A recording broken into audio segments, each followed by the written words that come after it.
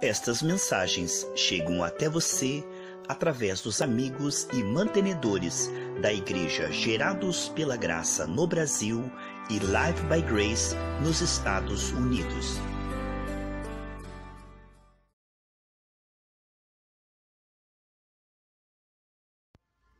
A paz do Senhor Jesus Cristo, queridos irmãos. Vamos continuar com o tema Lei Esquecida. Queremos que Deus vai operar também a parte 4. A minha Bíblia está aqui aberta em Mateus capítulo 5, versículo 38.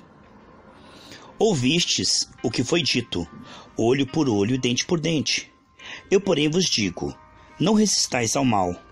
Se alguém te bater na face direita, oferece-lhe também a outra. E alguém quiser pleitear contigo e tirar-te a vestimenta, larga-lhe também a capa. E se te obrigar a caminhar 1 milha, vai com ele 2. Dá a quem te pedir e não desvie daqueles que quiser que lhe emprestes. Ouviste o que foi dito, amarás o teu próximo e aborrecerás o teu inimigo. Eu, porém, vos digo, amai vossos inimigos.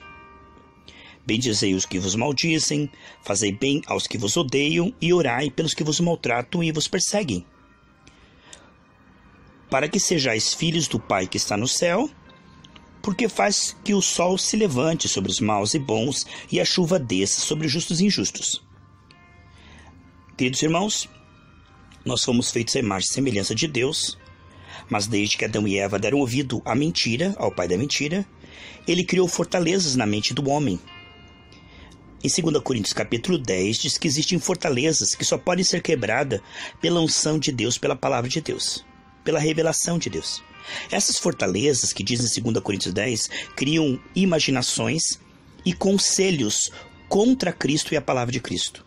Ou seja, quando o inimigo enganou a raça humana e entrou, influenciou, criou uma fortaleza na mente e no coração, ali ele implantou o seu ponto de vista. Ele fez com que o mal parecesse bem e o bem parecesse mal. Ele enganou de maneira profunda na alma do homem, criando conceitos, imaginações, pontos de vista equivocados. Ele implantou o egoísmo como uma defesa. Ele tirou toda a lucidez, toda a generosidade, toda a pureza.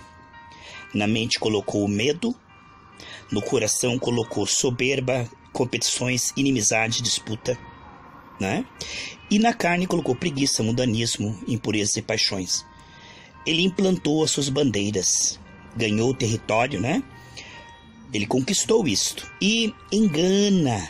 Ele cega o entendimento dos incrédulos. Aí está milhões, bilhões de pessoas para quem essa palavra está oculta, como de 2 Coríntios 4:4, que o Deus desse século cegou o entendimento dos incrédulos, né? Para que não resplandeça o evangelho. Isso aqui nem é lido, não há interesse, sabe? Não há realmente busca nessa direção. O homem perdeu essa sabedoria de buscar a Deus e a palavra de Deus. Agora, quando busca, aí começa um combate. Aí que começa novamente o território voltar para Deus. Olha só, desde a queda, o que nós vemos aí é que o homem, olha, ele pensa de uma maneira equivocada, reage, né, influenciado pelo príncipe da potestade do ar. É uma batalha espiritual. Isto gera ponto de vistas, né? O homem agora comeu da árvore do conhecimento do bem e do mal e pensa de forma equivocada. O que vemos então é que quando o homem começa a voltar à palavra de Deus, vai entrar num conflito. Qual o conflito? Olha só. Ele pensava de uma maneira, como diz lá em Tiago, né, capítulo 3, fala que a sabedoria do homem, né, caída, separada de Deus, em Tiago, fala que essa sabedoria ela é diabólica, ela é humana e ao mesmo tempo diabólica. Por quê? Porque ela é contrária à criação original de Deus, à imagem e semelhança que Deus nos criou. Então, ali em Tiago capítulo 3, fala que a sabedoria, né, que ela é cheia de contenda, cheia de vanglória, lá em Tiago 3,15, tá? Fala de inveja e espírito faccioso, né? Esse espírito aí é diabólico. Aí o ser humano, ele tenta defender o seu egoísmo, o seu orgulho, e acha isso natural. Quando ele começa a meditar na palavra de Deus, entra um choque. Ou seja, o vinho novo nos odres velhos não dá certo. A pessoa precisa nascer de novo, receber o Espírito Santo, né? Para não apenas compreender querer e praticar. Quando a pessoa não compreende, as aves do céu vêm e tiram a palavra. Ela ouve, mas continua fazendo as mesmas coisas, né? A Bíblia diz na Bíblia Viva assim, ó: nos últimos dias os homens até que irão à igreja, mas não farão nada daquilo que ouvem, né? São desobedientes a toda a verdade. Então tem aqueles que ouvem e acabam não praticando. Tem aqueles que ouvem e tentam se culpar e se esforçar, tenta mudar-se a si mesmo. Isso é uma tarefa impossível aos homens. A palavra deve ser misturada com arrependimento e fé, não com culpa e esforço na carne.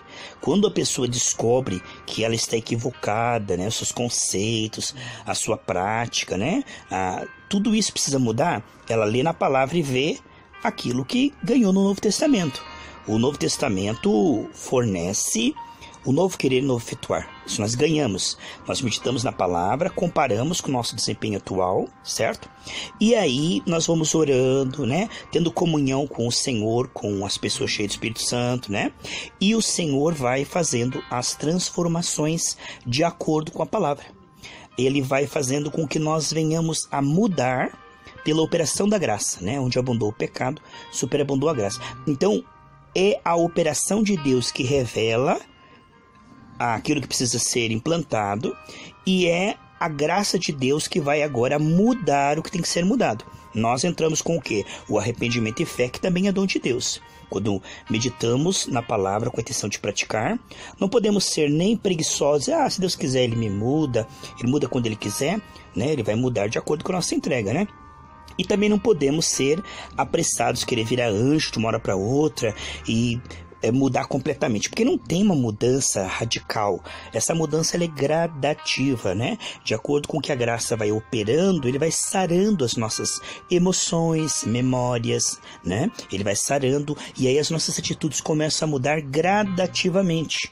Isso é o milagre da graça. E aqui nós vemos valores que tem tudo a ver com Deus e com o nosso verdadeiro novo eu criado em Cristo Jesus. Olha só. Esses valores aqui são realmente aqueles que têm a ver com o que Deus nos criou originalmente. Aqui nós vemos a vida como ela deve ser vivida. Aqui está a sabedoria de Deus, o poder de Deus, né? Aquilo pelo qual Ele nos criou. Uma vida que vai ser longa, saudável, abençoada e canal de bênção para todo mundo à sua volta. Aqui nós vemos valores que foram perdidos. Desde que o homem caiu, ele não consegue entender, aceitar e praticar isto. É uma lei esquecida. São valores que o ser humano luta contra sem saber que ele está lutando contra Deus e a sua própria natureza em Cristo Jesus. Agora, o Senhor vem e escreve essa lei no nosso coração. Ele diz lá em Ezequiel 36, 26, que aquela aliança antiga não deu certo por causa da carne, por causa da queda, mas que ele escreveria numa nova aliança a lei do Senhor na mente e no coração. Hoje o ser humano, quando ele vai pecar, ele faz isso escondido, ele se agride. Você pode ver, uma pessoa magoada, ela se agride. A pressão sanguínea estraga o seu sangue, seu sistema nervoso. Uma pessoa com ódio, ela vai criando raiz dentro de si, como diz Hebreus 12, 14. O ser humano não foi feito para a ira, para o ódio, para a competição, para a mágoa, para a violência, né? Para a impureza. O ser humano não foi feito, queridos, para a preocupação, para a ansiedade. Essas coisas, elas entram através das emoções e destroem o corpo, encurtam uma vida, estragam uma vida, né? Faz com que a pessoa exista, mas não viva, porque a vida abundante tem a ver com compreender e praticar a vontade de Deus, né? O homem foi feito por Deus e para a glória de Deus, andando com Deus, usufruindo do amor de Deus. Então, o homem foi criado e projetado de uma maneira, e quando ele foi influenciado pelas trevas, ele começou a viver de uma maneira totalmente contrária. Assim como a serpente falou, é assim que Deus disse lá em Gênesis 3, e falou exatamente o contrário da palavra, colocando suspeita em Deus, na palavra de Deus, incentivando ao erro. Quando ele entrou, ele estabeleceu isto, a mentira. Lembre-se que em Gênesis 6,5 diz que a mentalidade do homem era continuamente má perante o Senhor em todo o tempo. Por isso que Deus enviou o dilúvio. Então, a carne, ela não tem sabedoria de Deus. A carne é uma frequência do quê? Das trevas, do diabo. E aí o inimigo fez com que o ser humano caísse da esfera do domínio para a esfera do medo, da esfera da imagem e semelhança com Deus para viver um equívoco, um engano, uma antivida, algo autodestrutivo. O ser humano não sabe viver uma vida saudável, uma vida abençoada e abençoadora. Ele escolhe sempre o pior, né? Ele escolhe aquilo que vai prejudicá-lo e também aos outros. Esses valores aqui de não resistência ao mal parecem fraqueza, mas é a maneira como Deus age comigo e com você. E Deus é mais sábio do que nós. Então ele vem e mostra algo que a carne parece loucura, mas que quando a pessoa ouve, aceita pela graça e pratica, ela vê que realmente a vida começa a melhorar. Porque o problema muitas vezes é que a pessoa não conhece a verdade, ou não aceita aquilo que conhece, rejeita. Eu não penso assim, eu acho que nada a ver. Ela tende a se agarrar ao velho, sabe? Ela tende a resistir àquilo que é novo, àquilo que é de Deus, e ver como errado, porque ela está acostumada ao errado, então o errado parece certo.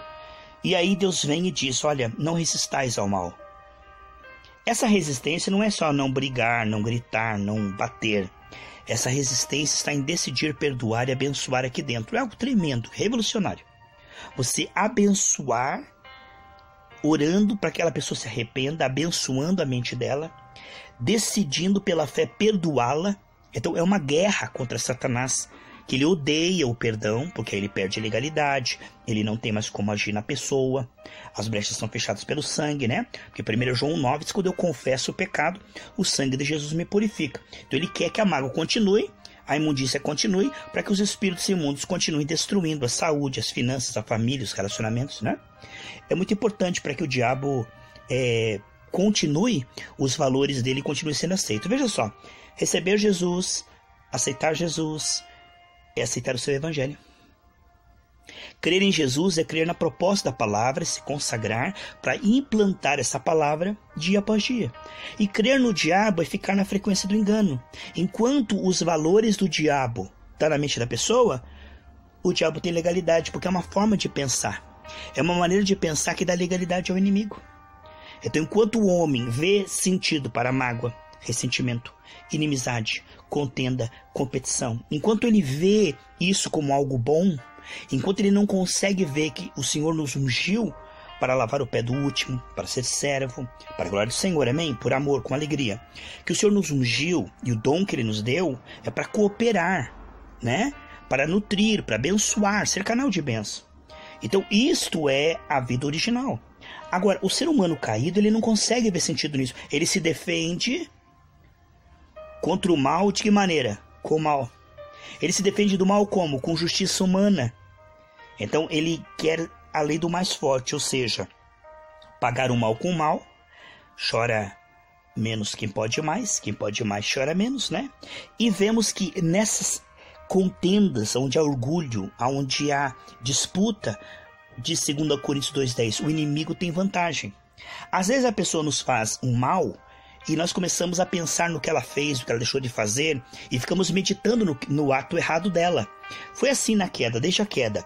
Quando Adão foi concitado por Deus porque ele havia pecado, ele disse, foi a mulher que o Senhor me deu. Quando Deus chegou na Eva, ela disse, olha, foi a serpente que me enganou.